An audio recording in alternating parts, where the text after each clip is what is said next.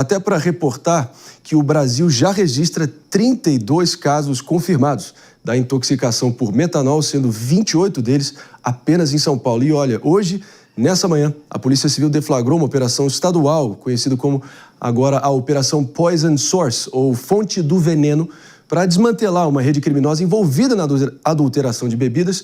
E ninguém melhor que David Tasso para trazer agora para nós todos os detalhes. David. Exatamente, são 7 cidades, então, onde estão sendo cumpridos esses mandados de busca e apreensão, e o que a gente pôde apurar até agora, Marinho, é que as investigações tiveram a origem há cerca de 10 dias porque eles prenderam um dos principais falsificadores. Ele tinha selos, lacres, tudo com as bebidas muito parecidas com as originais. Era até difícil de identificar qual que era a original e qual que era a falsificada. E com base nessa investigação, esses mandados estão sendo cumpridos. Então tem cidades como Santos, aqui na capital paulista, Presidente Prudente, lá na minha região.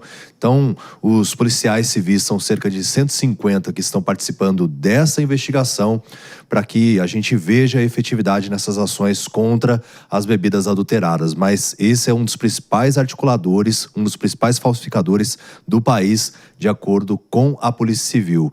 Mais adiante, né, a gente vai ter até uma coletiva de imprensa que vai ser realizada com o delegado-geral da Polícia Civil, Arthur Dian, com a presença do governador de São Paulo, Tarcísio de Freitas. A repórter Danúbia Braga está acompanhando tudo de perto e provavelmente, né, se for no horário do morning, a gente vai trazer as atualizações. Mas é um passo extremamente importante para realmente demonstrar esse esquema criminoso que pegava até a ponta lá do oeste do estado, ou seja, em todo o estado de São Paulo, essas falsificações estavam sendo feitas nessa rede de distribuição criminosa empregada por essas quadrilhas. E aí a gente também fica naquela contradição, né? Qual que é o envolvimento do crime organizado nisso? Porque a Secretaria de Segurança Pública e o próprio governador descartam isso.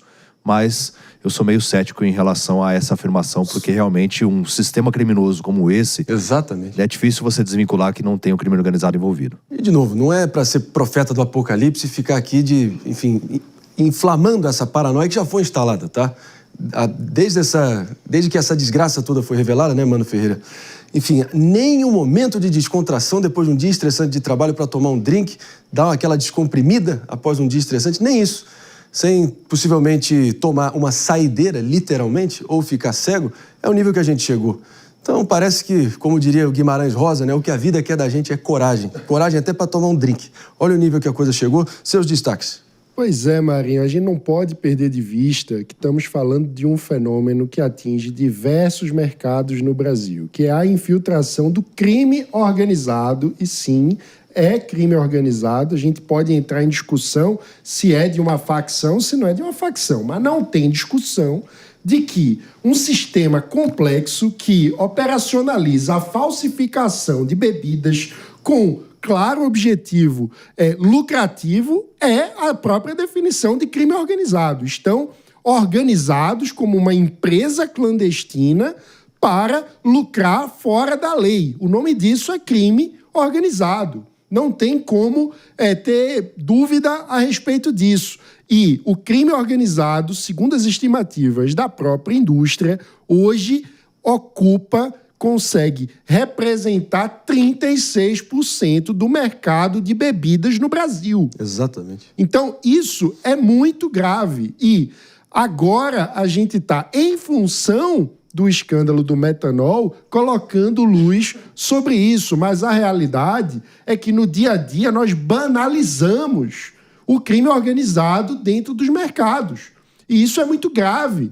Então, quando isso tudo sair das manchetes, quando o escândalo do metanol virar uma página do passado, a gente precisa se questionar: vamos conseguir desmantelar o crime organizado ou ele vai se regenerar aproveitando as mesmas brechas que já existem hoje e que fizeram ele atingir esse patamar de participação no mercado nacional de bebidas? A gente precisa olhar para isso e repensar o modelo regulatório no Brasil. Não pode ser mais fácil prosperar através do crime do que do trabalho honesto. É isso que está em jogo no Brasil. E o que está em jogo também não é um caso isolado, é um retrato do abandono completo da fiscalização e o nível da maldade que esse crime organizadíssimo, frente a um Estado bagunçado, está conseguindo aterrorizar a nossa população. Que fique muito claro isso aqui. David, com um complemento, a gente segue explorando aqui todos os detalhes. Não, eu tô de olho aqui no pessoal do chat, né, que acompanha a gente pelo YouTube, até faço a convocação para que as pessoas realmente participem, porque são vocês que pautam esse programa. Boa. O Marco Silva tá dizendo assim, ó, muito se fala sobre a fonte da adulteração, mas não vejo ninguém falando sobre a retirada dos produtos que ainda estão sendo comercializados. Essa realmente é uma preocupação, mas estão sendo feitas, sim, ações desde o dia 30 de setembro, quando foi instalado esse gabinete de crise, né, com ações do PROCON, vistoriando os mercados, as adegas, as conveniências, para que esses produtos sejam retirados. Também da vigilância sanitária, que chegou até a interditar alguns bares e distribuidoras. Né? Agora, vamos lembrar aqui que todo mundo já entendeu que o metanol é terrivelmente tóxico. A gente está falando de 30 ml, que é meia tampinha já pode causar cegueira irreversível e morte, óbito em 24 horas, ou menos. Então, a gente não pode perder de vista o impacto e a maldade que isso está tendo e pode seguir tendo. Mas, claro, vamos focar aqui nas medidas e na execução, porque me ajuda a entender isso aqui, né, doutora Luciana Nepomuceno? O Brasil sempre se vangloria de ter uma legislação super, enfim, rígida e super ampla, mas falha sempre na execução, não é isso? Falha vamos lá.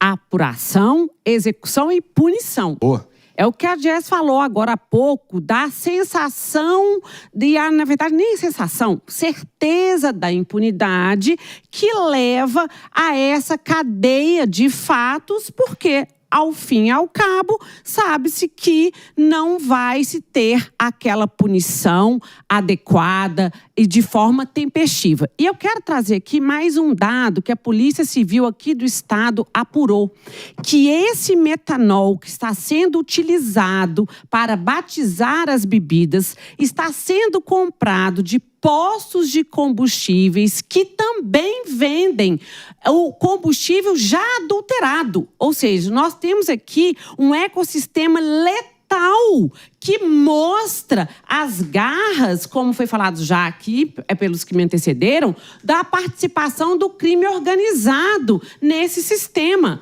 com prejuízo para a população. Nós não estamos falando aqui simplesmente de eu não poder mais ir para o bar, beber e chorar minhas mágoas no bar. Nós estamos falando de um ciclo letal para a economia, para a saúde, e que o povo fica refém nesse campo de guerra. Então, a pergunta é: quais as medidas efetivas que vão ser adotadas para o combate do crime organizado, dessas organizações criminosas que estão infiltradas na nossa economia, na nossa política? É preciso dar uma resposta. Ninguém aguenta mais. E no comando da operação, e por estarem no comando, espera-se que eles prestem os esclarecimentos, né, David Tasso, o delegado-geral Arthur Dian e o próprio delegado Ronaldo Saeg, do Departamento Estadual de Investigações Criminais, que deflagraram a operação Poison Source, traduzindo, fonte do veneno, que já gerou um importante contra-ataque a esses vermes que vêm intoxicando a população brasileira. Mais algum detalhe sobre a operação e a expectativa olhando adiante, na linha da provocação que veio no nosso chat? Sim, até o Divanildo Cristóvão também disse que os fabricantes precisam fazer um selo de autenticidade para os produtos. Essa medida ela já foi estudada e até mesmo existe já um selo com base em especificações da Casa da Moeda, composto pela Associação Brasileira de Combate à Falsificação, para que essas bebidas então tenham essa autenticidade, um selo que não dá para realmente falsificar. Só que falta gestão pública, falta iniciativa pública para que a gente veja esse selo sendo aplicado, né? Porque aí entra a questão dos custos, entra a questão também de força política para que isso seja implementado. Tem uma segunda questão, no dia a dia, quando o sujeito pede uma dose de não vê a garrafa, ou de vodka, você não vai olhar o selo da garrafa lacrada no bar. Não vai. No dia a dia, portanto, o que a gente precisa é entender as causas que geram esse grau de lucratividade para a falsificação. Boa. E onde estão essas causas? Estão no grau de regulamentação e de alta carga tributária para o mercado formal. Na prática, vamos ser sinceros, o que ocorre é o seguinte: os bares estão lá 99% dentro da legalidade, mas aceita aquele desconto maroto do fornecedor que diz, sem nota, tem essa parte aqui do lote, que eu consigo um desconto. Ah, mas aí guarda até a garrafa, né, mano? Então, assim, há contribuição também por parte dos comerciantes. Isso daí que precisa investigar. Mas é o que eu tô falando. Na prática da nossa economia, nós banalizamos a sonegação. Sim. Por quê? Porque o imposto é muito alto. Nessa brecha, onde há a banalidade da sonegação, há a entrada da bebida falsificada.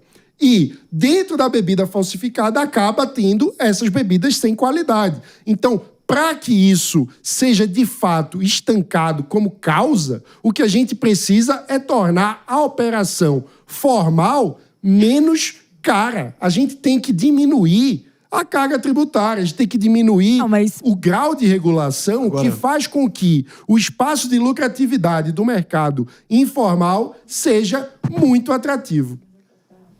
Meus amigos, enquanto entre um brinde e outro tem gente perdendo a visão e o Estado perdendo a vergonha. Bom diagnóstico aqui do Mano Ferreira, boa provocação, bem-vinda. Eu vou partir para um rápido break só para quem está nos ouvindo pela rede Jovem Pan de Rádio Morning Show. Volta para vocês já já. Jess, com uma breve conclusão aqui, arredondando a bola e a gente segue adiante. É porque, de qualquer jeito, o ilegal vai ser mais barato do que o legal. Então, acho que eu concordo em partes com o Mano, mas existe uma questão aqui que eu não acho que a mera nota, eu não acho que esse é um problema só de sonegação. Até porque, com certeza, vai ter distribuidora que pode estar envolvida, que o comerciante pode ter comprado com nota, mas ainda assim aquele produto chegou até ele de uma forma equivocada, de uma forma que fez mal para o seu consumidor. Então, eu acho que a gente também precisa entender que isso também é um problema de fiscalização, isso também é um problema que eles sempre vão ter uma margem de lucro maior, independente da carga tributária cair muito. Polícia Civil a todo vapor, através do DEIC, trabalhando com Vigilância Sanitária Estadual, Federal, PROCON, várias associações envolvidas na distribuição de bebidas Brasil afora. E também fazendo um alerta, sim, claro, para todos os estabelecimentos que comprarem a partir de agora fora dos canais oficiais podem responder criminalmente. Enfim, é uma medida na direção certa, a gente espera que isso seja colocado em prática, porque é o mínimo a se esperar depois desse estrago imensurável que a gente está reportando para vocês já há mais de 2 semanas.